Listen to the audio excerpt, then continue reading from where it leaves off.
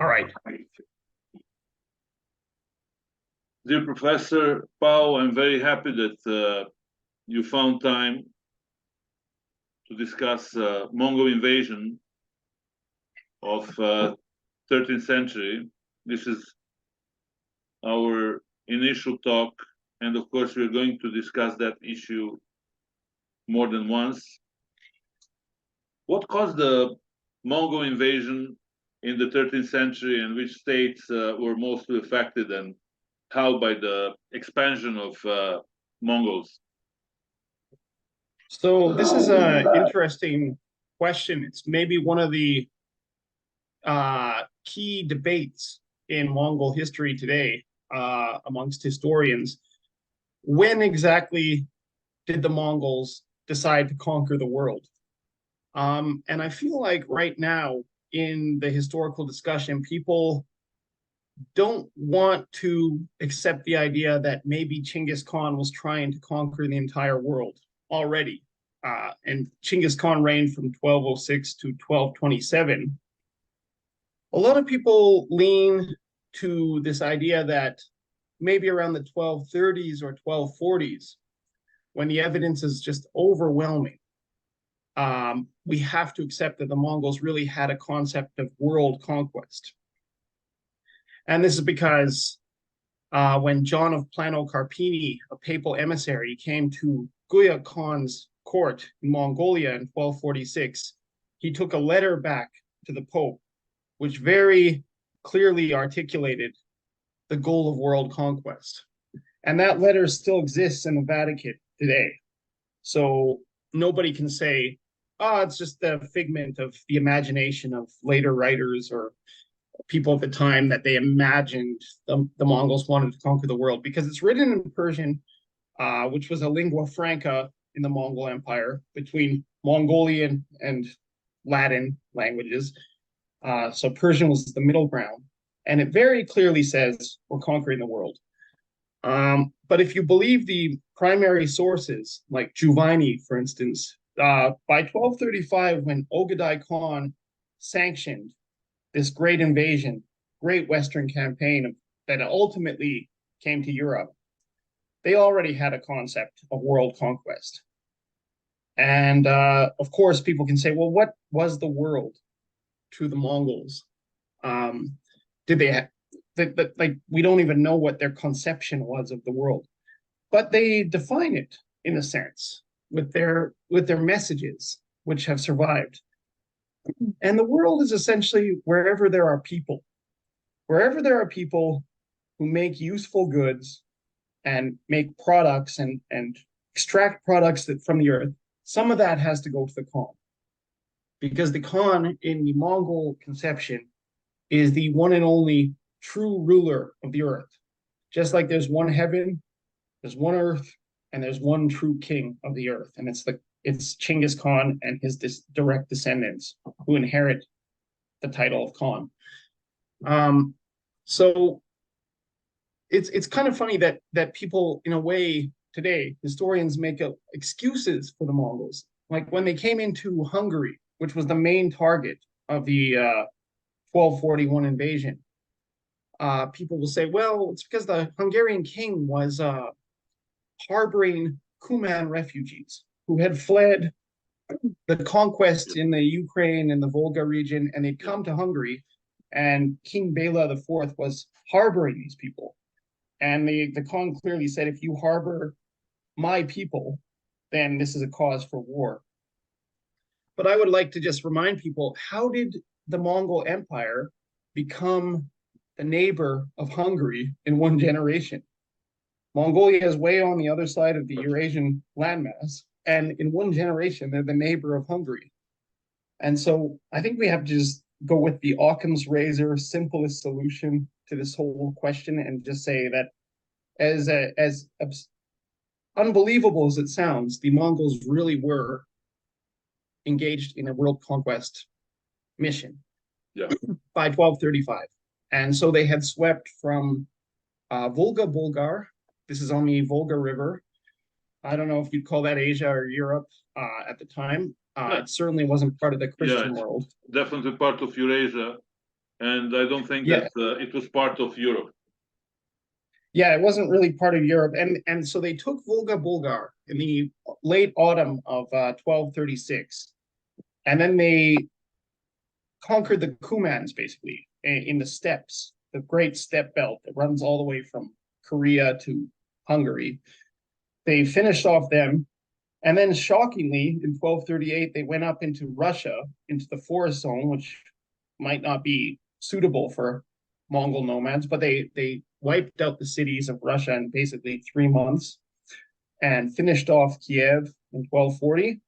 And at that point, the war entered this last dramatic stage where they did this two-pronged assault. One army, Batu was the commander in chief of the whole operation, son of Jachi, the eldest son of Chinggis Khan. He went to Hungary, but his brother Orda led an army into Poland. So it was a two-pronged assault in 1241, very early in the year. And then Batu very successfully defeated the Hungarian army at Luhi, April 11th, 1241. And at that point, there wasn't any kind of uniform royal resistance to the Mongols. So they just occupied Hungary for a year. And then in early 1242, when people in Europe thought the Mongols were going to continue into Germany, Italy, and they were bracing for this major assault, suddenly the Mongols just pulled back. And all the gains they'd won in 1241, they just evacuated. And it's left a big historical question because nobody knows exactly why they left. On the surface, everything was going really well for them. They were never crushed or defeated or anything. Yeah. But they made some decision that we'll never know exactly what they were thinking, but they pulled thousands of kilometers back, and they held on to everything else that they conquered up to 1241. But only Hungary and Poland and Moravia, these places that were affected by the invasion, were evacuated. And they pulled deep into the steppes. Basically, the Dnieper River became their frontier, the area of Kiev. That was where their first armies were located, and they sort of went into this defensive posture. And nobody quite knew what was happening, why they had pulled back after all this success. A lot of people in 1241 thought that there's nobody who's going to be able to resist the Mongols right to the Atlantic Ocean, but they, for whatever reason, made a decision to pull back. Maybe they suffered some casualties during the campaign because they stretched too far, and also they unsuccessfully besieged the medieval city of Breslau, which is now Wrocław in Poland. At that time, it was run by Germans, was part of the Holy Roman Empire. So over there, they suffered, let's say, a kind of a defeat because they couldn't take the city. But according to some historians specialized in Mongol conquest, they decided to withdraw because the supplying lines were too long, and they wanted to consolidate in the area of modern day Ukraine.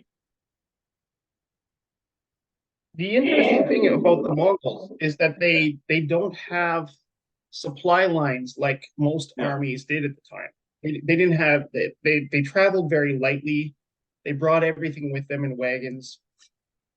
So they lived off the land and sort of had unlike, armies at that time were very limited in that what they could do. Like the Crusaders always had horrifying disasters. Scurvy would set in or whatnot in their army because they just didn't know what was going. Like they didn't know about vitamin C or anything. But the Mongols somehow had created an army that could move everywhere, and it was self-sufficient. And that was part of the terror of the Mongol Empire. Yeah. Everybody was scared from a super mobile army of that time, and they had a history of swift penetration and routing of different areas. Even before 13th century. And who were the most prominent Mongol commanders who captured Kiev and penetrated into modern day Poland and modern day Hungary?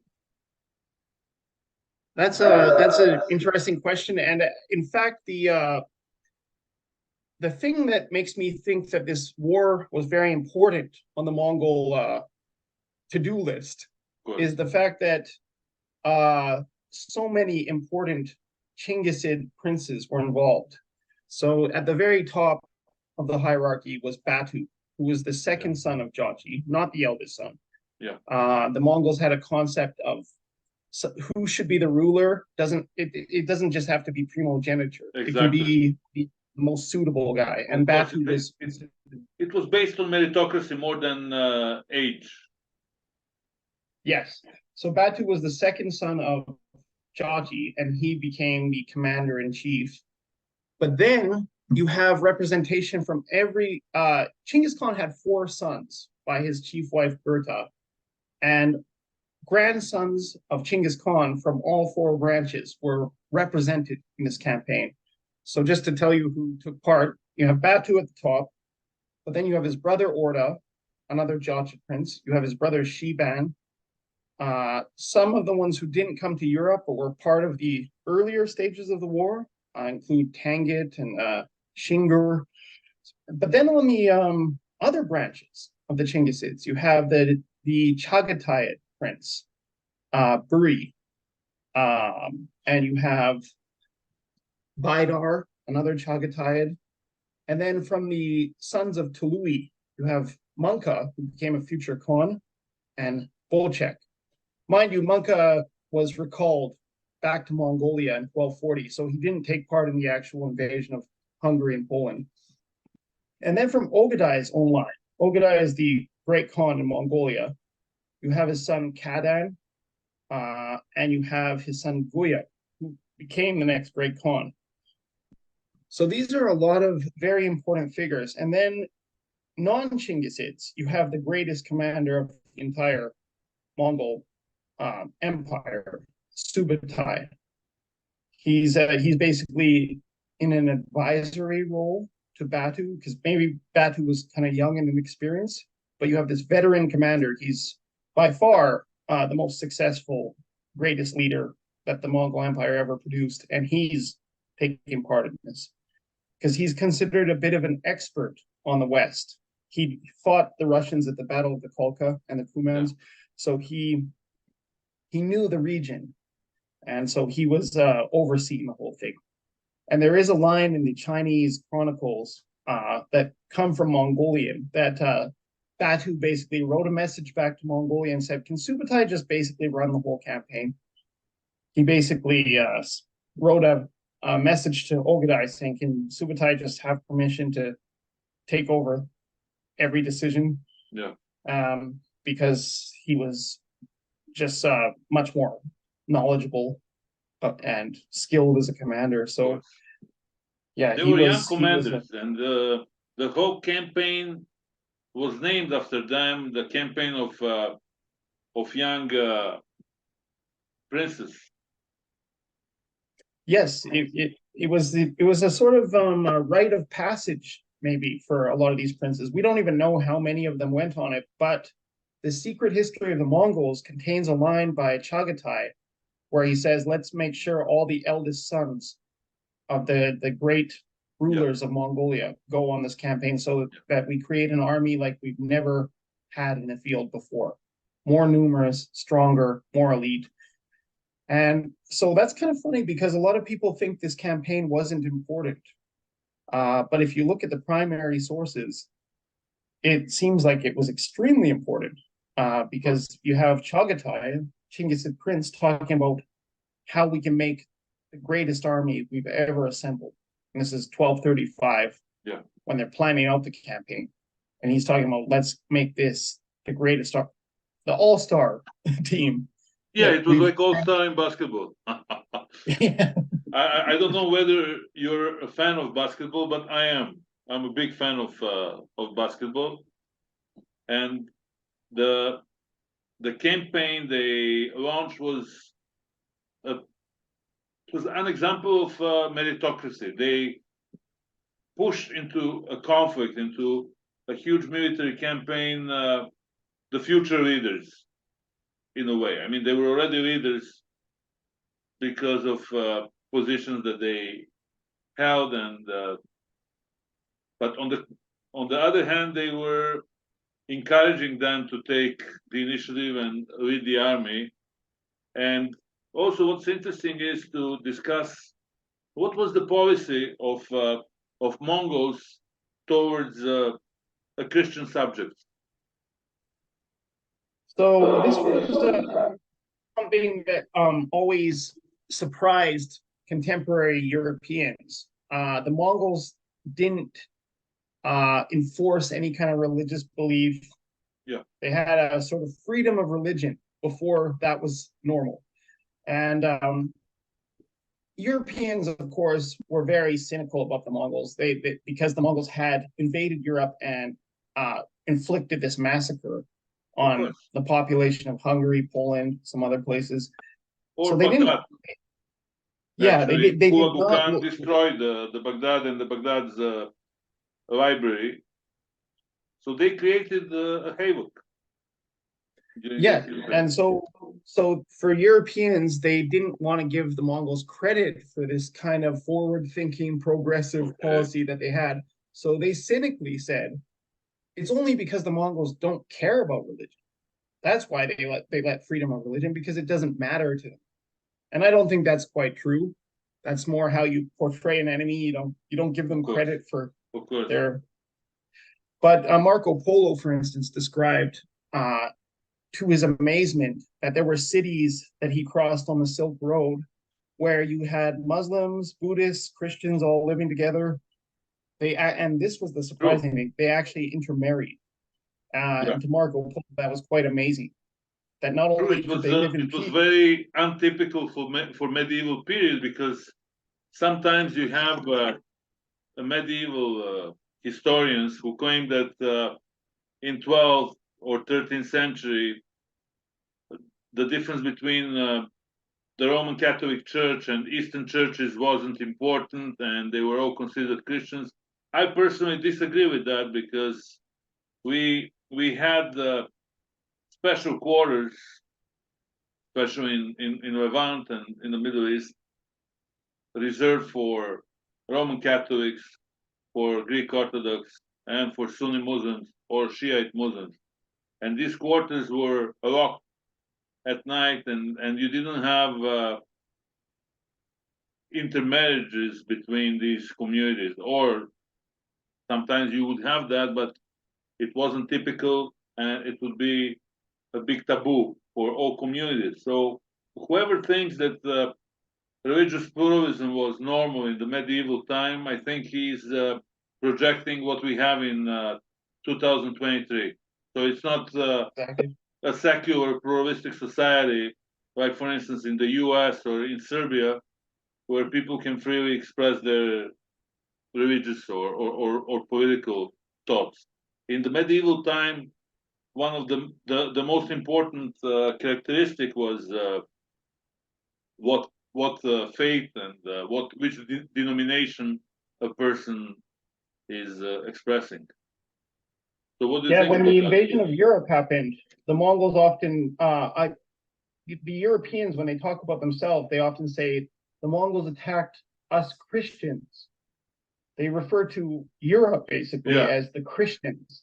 True. So this was a strong marker of identity back then in the 13th century.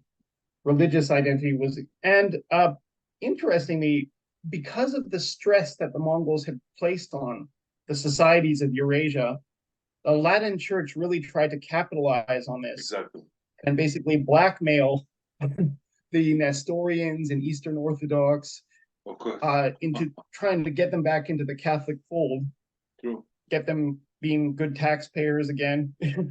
True. And they would often say, if you come back to the true faith will support you with military support, but you have to come back to the Catholic fold.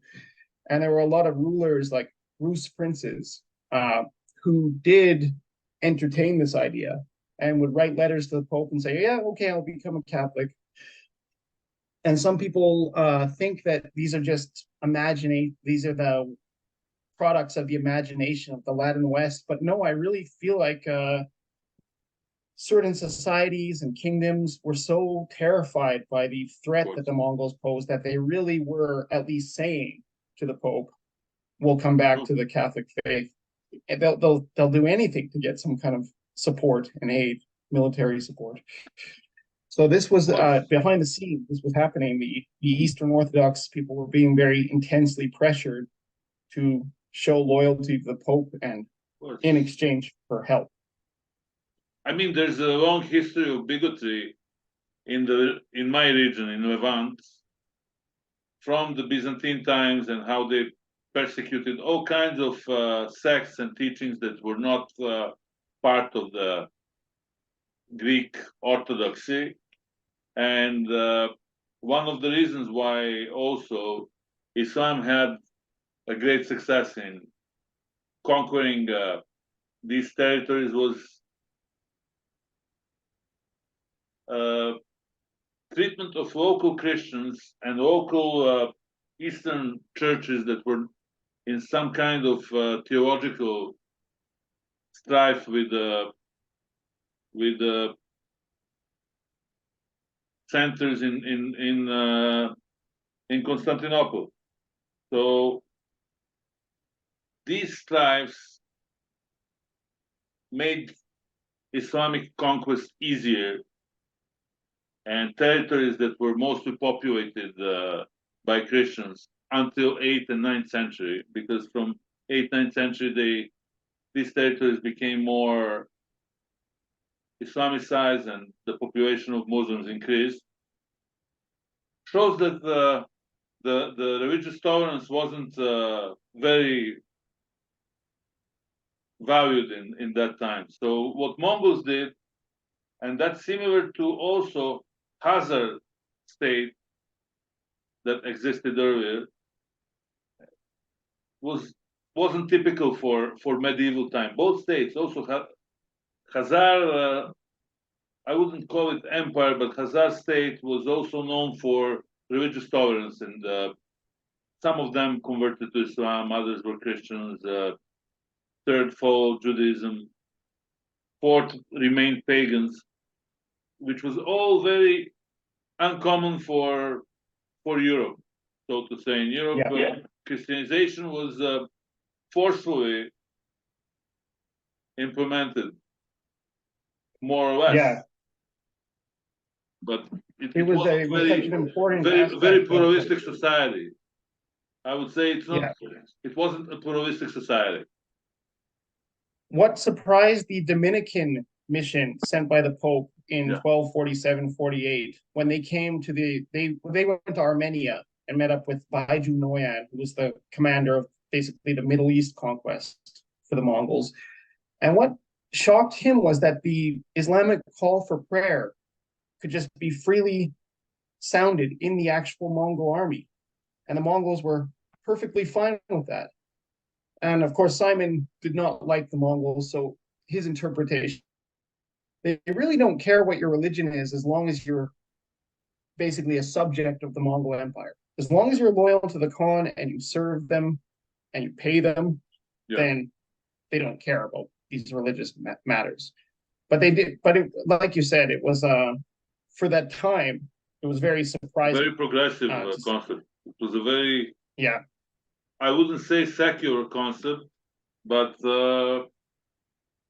religiously tolerant concept of nourishing different religions and denominations under the same umbrella. And Roman Catholic missionaries usually didn't have a problem in the Mongol Empire. They were well received. Yeah, that was quite an amazing thing. In the Golden Horde, for instance, Muslims and Christians could freely proselytize in the same town, living together. But this did sometimes flare up in tensions.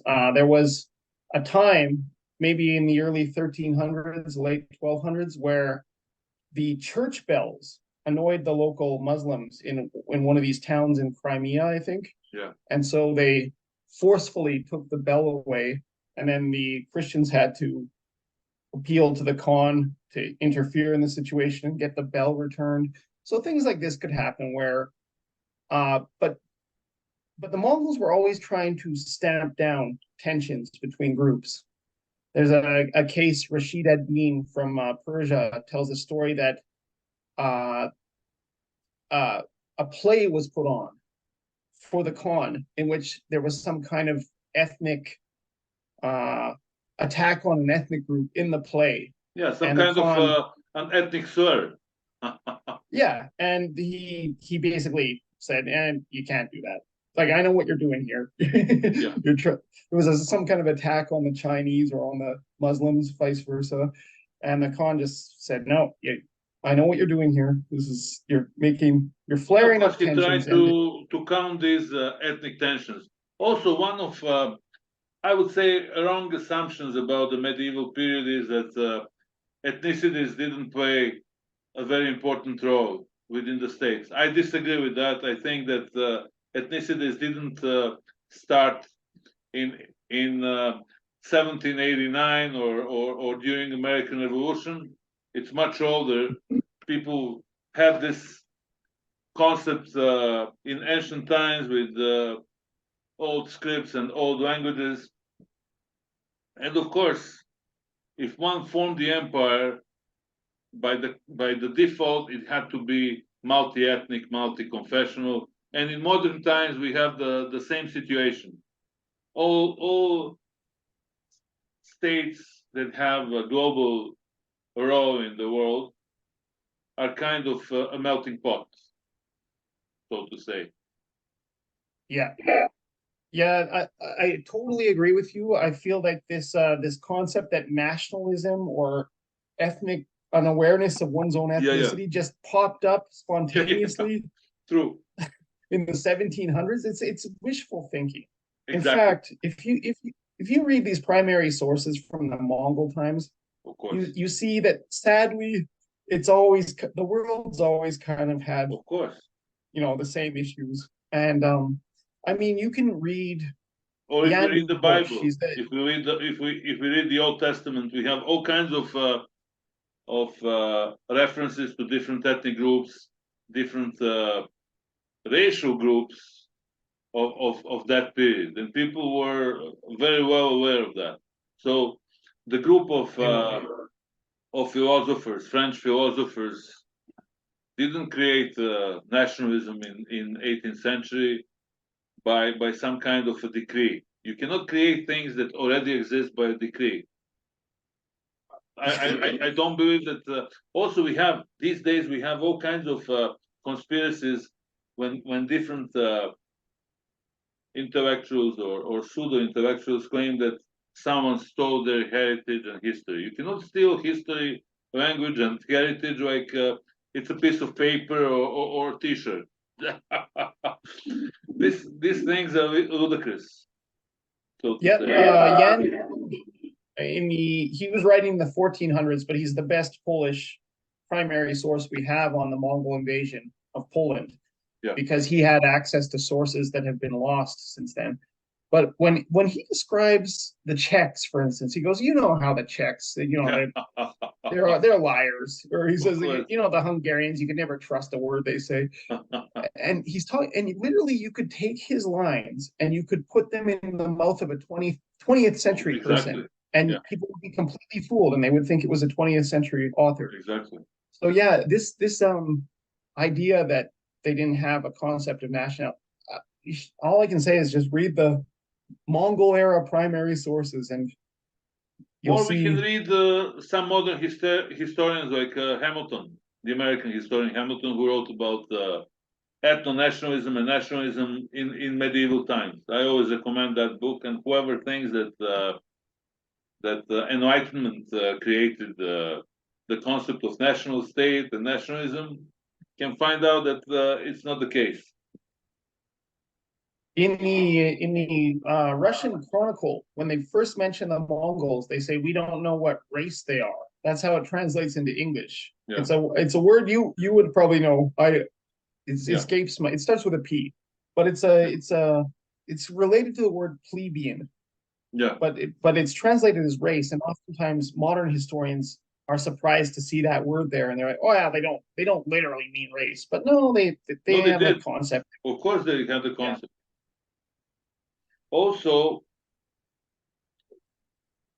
we can we, of course, we can compare the first invasion with the second invasion of 1285, and how impactful was the second wave of the Mongol invasion.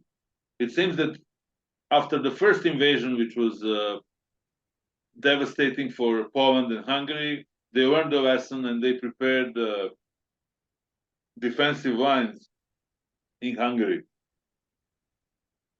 Yeah, so 1241, this had changed Hungary. The whole world, like all of Eastern Europe, was affected by the 1241 invasion by Batu.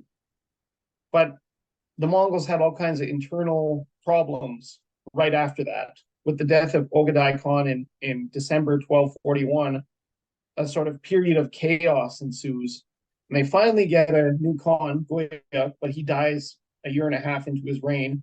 And then there's years of chaos again. And so this bought Europe some really valuable time to try and develop strategies to cope with a future Mongol invasion. And especially in Hungary, this is interesting. It's kind of been missed a little bit. It's been missed until recent times how detailed and fully fleshed out the Hungarian defensive strategy was. And basically, Bela IV detailed it in 1247 in a letter to the Pope that still exists. He said, we've basically decided, based on experience, that the Danube River is where we can have our best chance of defending this country. Most of the Kingdom of Hungary is actually east of the Danube, but the Hungarians had realized from bitter experience that you cannot beat the Mongols in the open field. They're just too.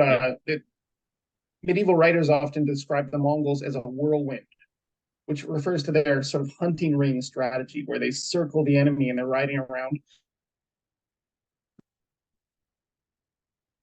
Yeah, go ahead. No, like a Cycle 41, the big lesson was the Mongols are very hard to beat in the open field. Yeah. But they're not that great at sieges. There's a little bit of a weak spot in the Mongol. Weak link. Yep. And they'd it cost millions of lives, but the people of Eastern Europe had realized, oh, the Mongols are not good at a certain type of siege. They're great at taking like these Russian cities that have wooden structures, of course. Yeah, wooden palisade. They Yes. can easily bash through those and overrun it. And they're great at taking the local people and using them as sort of human shields and slave labor. So if there's a city in the open field, it's going to be destroyed by the Mongols. But what Croatia and Slovakia, places like this, had revealed was if there's a castle, for instance, on a hilltop like Klis in of course, Croatia, Indonesia. Yeah. Yeah, the Mongols were quite they didn't have an answer to this. And so basically the Hungarian king had decided, let's just make the Danube into a defensive line with certain key points as the defensive features. Visegrad, Buda, the city of Buda is a product of this Mongol invasion. And then also Margaret Island, right in the middle of the Danube, had two castles on it by the 1240s, including a hospitaller. These crusaders were the front line of this defensive line. And it did leave a lot of Hungary defenseless. Basically, the king had essentially said, we can't defend you, just look after yourself. So now people in Transylvania were making just these small hilltop castles. And in Slovakia, places like this where this defensive strategy is not going to protect them, they sort of look to their own defense. And so the country had a fully fleshed out defensive strategy that was put to the test in 1285. And there's the 1285 invasion has not been well covered in the English language. So I'm this going is still to send you, sorry to interrupt you. I'm going to send you the second link in 8 minutes, 10 minutes. Okay. Because we're running out of time for the first session. So in 1285, I'll try to get through this topic before the 8 minutes runs out. There's a very revealing Latin source that's not translated into English. And it says, okay. We were interrupted on the second invasion, which occurred in 1285. Of course, Hungarian rulers learned the lesson from the first invasion. They studied a Mongol military skills, and they studied their conducts of war. So the second invasion didn't take them by surprise, and they prepared all kinds of fortifications in mountainous areas of modern-day Romania and Slovakia. We mentioned also the castle in Klis in Dalmatia, which rebuffed the Mongol attack. So let's get back to 1285. You were interrupted by Zoom. So the Hungarians had a strategy in place that they, from a terrible experience, they learned that there's a sort of weakness in Mongol siege warfare compared to their other skills, which are excellent. So they have decided to implement this, and we know that they implemented it in 1285 because of a very brief Latin text. The 1285 invasion didn't get as much coverage as the 1241 invasion, but there's a Latin text that says the Hungarians in eastern Hungary were all sitting, waiting in their fortresses when the Mongols passed through. And then a big group of them, of the Hungarians, said, what's the point of sitting in these castles waiting to starve to death? Let's just go out and fight them. So they were implementing the strategy, but the Mongols started to run into all kinds of bad weather. And this time, unlike 1241, I think, there was really bad weather, and the famine started to set in to the Mongols. So the Hungarians, who are in these defensive fortifications, sense this crisis happening in the Mongol army, and they decide to actually leave their fortresses and attack. But that line that they were saying, what's the point of sitting in these castles starving, reveals that they were indeed executing the plan that had been already decided on in the 1240s by Beva IV to do this defensive warfare. But they ultimately broke it because they sensed the Mongols were vulnerable at that point, and they attacked them successfully and saved a bunch of prisoners who were being led off into the steppes. And the Mongols were so in such a desperate situation in 1285 that they resorted to cannibalism, apparently, because they were starving. Yeah. And the leader of the campaign, so there were two leaders, Nogai and Tolobuka. And Tolobuka only escaped with one horse, which is quite amazing for a Mongol leader to be reduced to a single horse that his wife was riding on, according to the Russian chronicles, as he escaped the Carpathians. So they lost all their animals, basically. It was a total fiasco. And it really did have big effects on the Golden Horde's development, because Nogai and Tolobuka blamed each other for the disaster of 1285. And so ultimately Nogai had Tolobuka assassinated. But I feel like this was actually a major formative moment for the Mongols, because they're ordinarily very successful in warfare. So if something goes wrong, they tend to blame each other. They don't attribute the victory to the enemies. They attribute the defeat to each other. And so Nogai had Tolobuka killed, and it sort of started a internal civil war situation. But there's a very interesting line from Otemish Haji, a writer from the Golden Horde. And he was writing actually in the 1500s, but he seems to have really good information, insider information about what was going on there. And he mentioned that at the time, the real Khan of the Golden Horde was Totamunka, and he was mentally ill. And he would have these episodes. Basically, he'd go catatonic.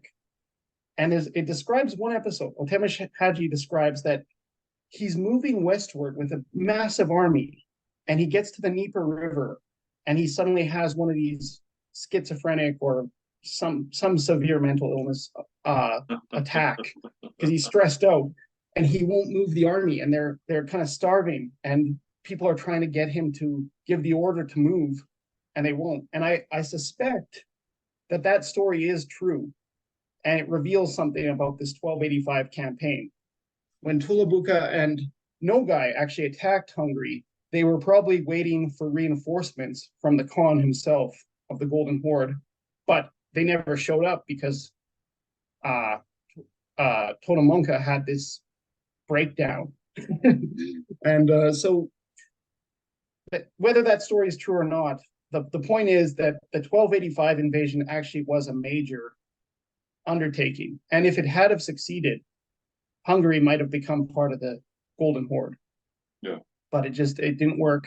The Hungarians did the defensive strategy, and then when they sensed the weakness of the Mongols because of environmental problems, they attacked successfully. What we know about Nogai, who was a kind of a great eminence of the Mongol Empire. He was a very prominent figure, and he dealt with the Byzantine Empire, with Slavic states in the Balkans, let's say Bulgarian states and Serbian states. Of course, at that time, they had different names, but how important was Nogai in that period? Well, he's a great figure of history. He's not currently appreciated like he should be. Yeah. Jack Wilson, he has a YouTube channel, the Jack Meister. He's focusing on Nogai. So some interesting writings, publications should be coming out and are already coming out from Jack Wilson about this. But Jack essentially challenges the old idea of Nogai as a so-called kingmaker. Yeah, he was a kingmaker. This is how they call him. Yeah, he's the power behind the throne. He's the de facto ruler, but he just puts other people as the figurehead of the Golden Horde. But actually, Jack Wilson challenges this idea and thinks that this is just sort of a trope. And actually, Nogai wasn't a kingmaker per se. But it is true that he never actually became the great Khan of the Golden Horde. He was always sort of a shadowy figure, but he moved into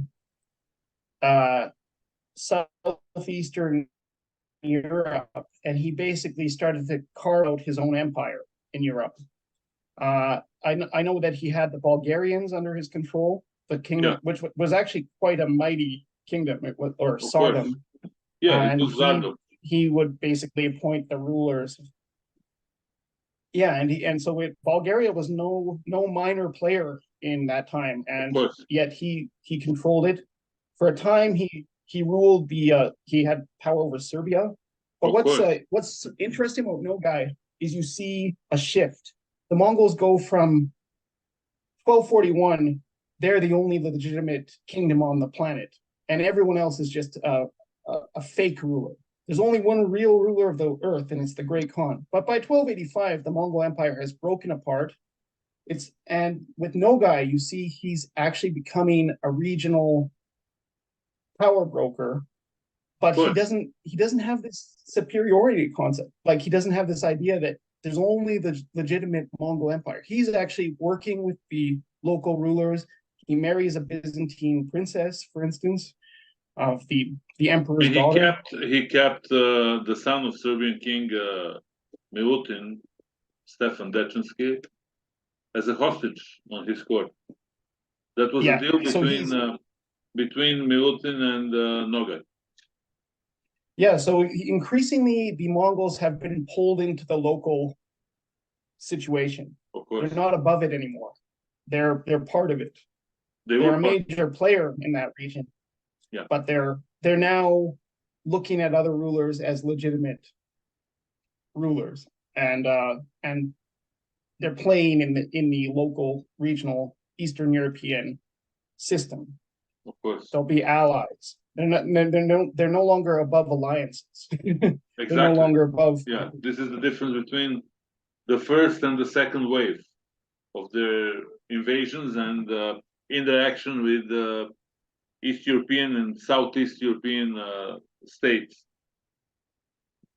Yeah, I feel like the Mongols, when they first were conquering the world,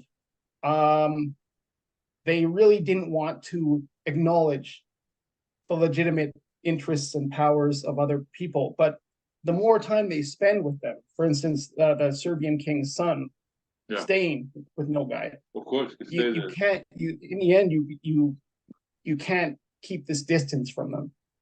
They ultimately become part of that region, and they engage with it, and they can't keep this facade of that they're something other and they're different and that they're exceptional. They ultimately become part of the region, albeit a very powerful, dangerous state, but it was still part of the region.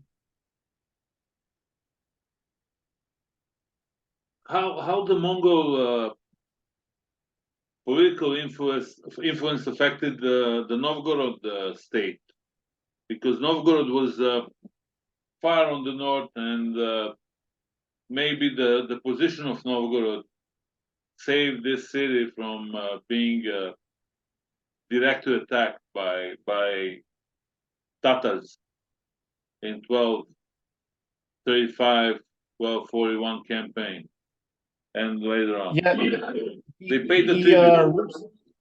The Rus chronicles tell us that the Mongols turned back because of swampiness and bogginess, which is famous in Russia. This has been a plague for armies that invaded it since time immemorial.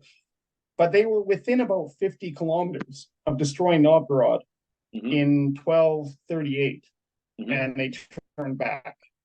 And that was quite lucky for us because the Novgorod Chronicle survived.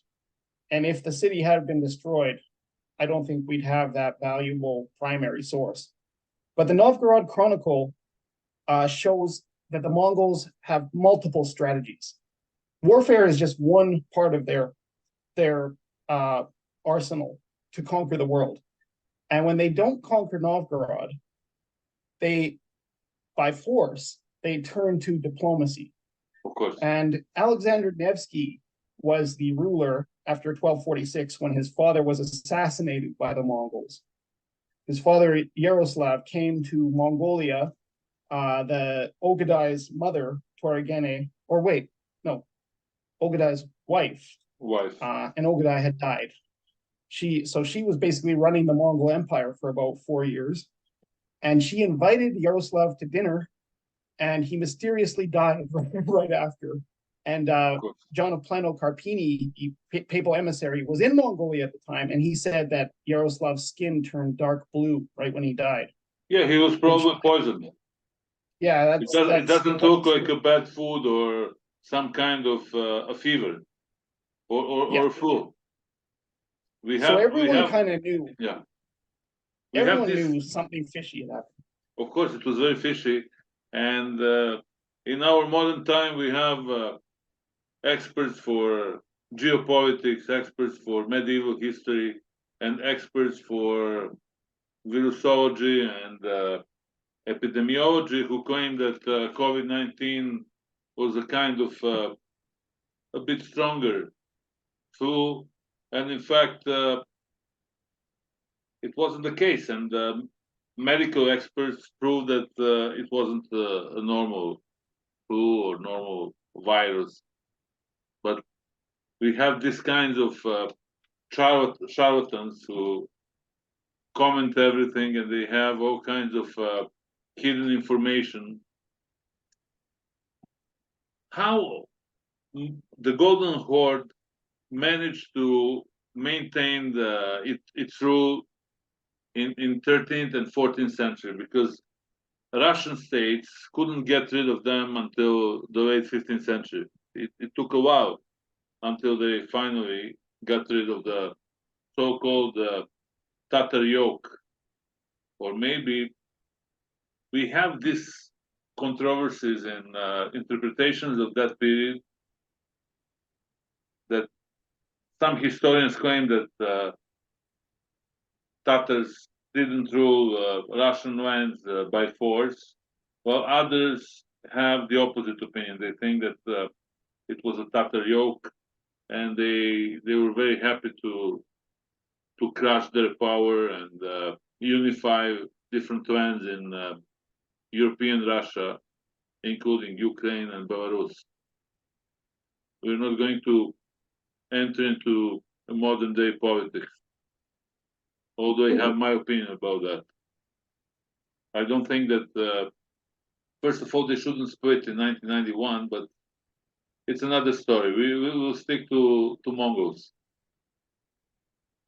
This is tied to modern politics in a way, because when the Soviet Union was a thing, there was a move, there was a pressure sort of to smooth over the old ethnic and historical traumas and ethnic divisions. So Soviet historians wanted to reimagine the Golden Horde as they didn't want to vilify Mongols and nomads. They wanted to see the bright side of it. And so there was this pressure to sort of think about like Sartak and Alexander Nevsky, and they were blood brothers, but I can't find that in any primary source. This is more, again, it's wishful thinking. Of modern people who wanted to smooth over these past traumas. But I think the latter option you suggested about what was really happening, I think that the Rus were brutally taxed by the Mongols, and there's no way that someone would voluntarily and happily pay that tax except by force. So the Mongols had to use pretty strong tactics. I mean, I don't know how many times Moscow was burned to the ground by them, but it was still happening in Ivan the Terrible's time. The Mongols successfully burned Moscow to the ground in Ivan the Terrible's reign in the mid-1500s. So, and in 1382 they destroyed Moscow. The Rus had a strange learning curve with the Mongols, where they would be convinced to surrender and open their gates, and then the Mongols would go, surprise, actually, we're going to kill you all. And they would do that. And then the Rus just did not seem to figure this out as quickly. Not judging them, but they just did not figure out. They weren't cynical enough with the Mongols, but to the Latin West's credit, they very quickly figured out with the Mongols, there's really no hope for negotiation or peaceful settlement. They have a world conquest ideology. They're going to enforce it. This is their raison d'etre, and they're going to do this. And so you can't trust them. But yeah, the Rus would often open their gates and be annihilated by the Mongols after the Mongols swore on the cross that they wouldn't harm anyone if they just peacefully surrendered. So yeah, to answer the main question, I feel like the Tatar yoke really was quite harsh on the Russians, because why else would they be part of this state? Why would they pay these burdens willingly? They wouldn't. But what you can say is it made the Rus state, the Muscovy, is a product of the Golden Horde. And even a lot of the administrative terms in Russian come from Mongolian. Of course. and they would even in the 1500s It's a they were similar, writing. it's a similar thing which happened with Ottomans. Most of administrative and religious concepts and terms are from Arabic. Yes, In modern day Turkish, let's say 90% of terms that have to do with administration, with religion, came from Arabic language. people inherit kind of a fuller tradition they adopted, and the Rus were very much influenced by the Mongols, and Yes. it's still today. I mean, it's, you can see it. I won't quite go where Churchill went. If you scratch a Russian, there's a Tatar. I don't think this is true, Yeah, but this is a well-known statement. I mean, you lived but in Russia for many years, and you have experience with them. We can also, for the end of our conversation, or to be more precise, for the end of our first conversation, because I'm planning to talk with you for multiple times. I would like to ask you what was your experience with East European or Russian society and culture? I've actually, maybe this isn't the best time to say this, but I have a favorable opinion. Of course.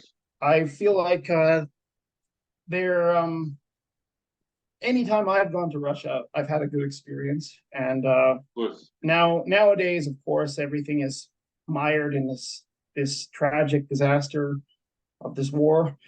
But it does shed light in a way on what we're seeing now. We realize 8 centuries ago, this same landscape of Ukraine was a battlefield. I mean, this year is the 800th anniversary of the Battle of the Kolka, fought near Mariupol. Yes. And it was a bloodbath. And 800 years later, we're still seeing that this region is very volatile. It's strategically important. That Black Sea, Bosporus, Mediterranean Sea link has always been a flare-up point in the world. And I mean, the Trojan War, the most famous of ancient wars, was right at that spot. This is and now also Russia and Ukraine are a breadbasket of the world, and we can see the disastrous effects of this war on food prices. But it helps to remember that what we're going through today, what we're seeing today, is a product of history, and that region has been a flashpoint of major events 8 centuries ago and today. But getting back to Eastern European scholarship, I really think that I can just speak for myself, but it's my favorite history. Any regional history, Eastern Europe's the best. And I think why I like it so much is because it's so no holds barred. Yeah. Like Western Europe, they have they can capture the French king at the Battle of Poitiers, and then they have a dinner with the English king and the French king are having it. But in Eastern Europe, it's take no prisoners. Yeah, it's so very brutal. It is very brutal. Yeah. Yeah. And so much is on the line. Eastern Europe has been the gunpowder that started even people who are originally from Eastern Europe, and they, in the meantime, formed political, economic, and entertainment industry elites, came from that brutal background, and they're, in a way, very creative. Yeah. So I totally disagree with the notion of Hegel that Slavs are a bunch of idiots who have no civilization, and also I'm totally against the concept that we have to separate different civilizations and different groups by female and male. This is very biased view on the history of humankind. And I'm very happy that you had constructive experiences in Eastern Europe, and hopefully you're going to be present there more often, and you're going to join them in the future. I hope so. And what I'll say to the credit of Eastern European scholarship, I think Hegel probably didn't know any Slavs. No, he didn't He know can only say exactly. something like that. He can say something like that from ignorance. It's a bit like the Exactly. Mongols. They could Yeah. believe their own hype True. only because they didn't know other people. But as they get to know them, they realize, oh, like Batu started to talk about the emperor and the pope as real power players and take them seriously. So ignorance can lead people to these kind of thoughts, just not knowing people from Eastern Europe. Absolutely. But what really impresses me about Eastern European scholarship, about the Middle Ages, is how they can, like, because there was so much destruction, libraries being burned, Of archives being destroyed over and over again through Eastern Europe's history, they don't have as many primary sources as perhaps Western Europe, where you have an amazing abundance. Things were kept safe in the Vatican. The Vatican was never annihilated. But Eastern European scholarship can do so much with so little. They can re-examine a primary source and just find one little phrase and reimagine whole things. And yeah. I would say for the end that extremism always comes out of ignorance and lack of information. If we have proper information and if we communicate freely, then we would learn more about each other and we wouldn't see other side as some kinds of eternal foes or threat to our core existence. I would like to thank you for joining this podcast, and I'm planning to, of course, invite you anytime you're free, because you have so many information to share with me and my viewers. I accept the offer and look forward to many more. There's really a lot to say about this too often neglected Mongol Empire and its effect on the modern world. Thank you so much. Thanks a lot. All the best. Bye. See ya. See you soon.